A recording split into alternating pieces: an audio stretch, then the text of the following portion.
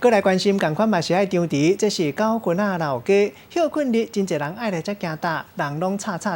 即嘛新北市交通局规划人行道，另外车的限速，即嘛降到30公里，就是要确保大家安全。为今仔日起，警察会较接来处理。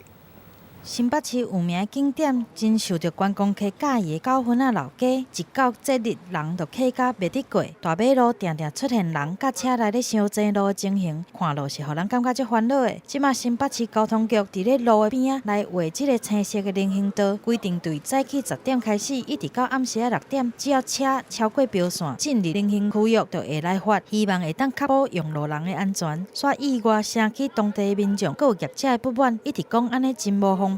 你们车子要穿越就要罚单，那么谁受得了？我光一进一出，那么就2次，今天就不要了。大家都要生活，你如果说载到老头子了，你就要真的我们停那个台阳停车场，你就要走上去。我跟你讲，扔卡啦，别给你骗。不相信你就要去走一次看看就知道了。业者是愈讲愈生气，唔那是路来正式人行道，就连车的限速嘛底咧改，上悬的速度只有30公里。汽车穿越行人道哈，还会以道交条例第15条哈。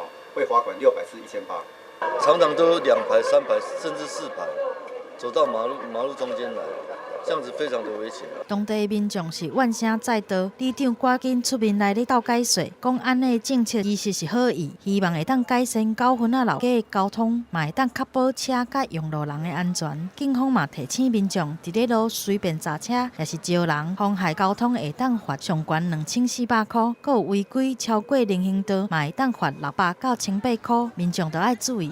记者综合报道。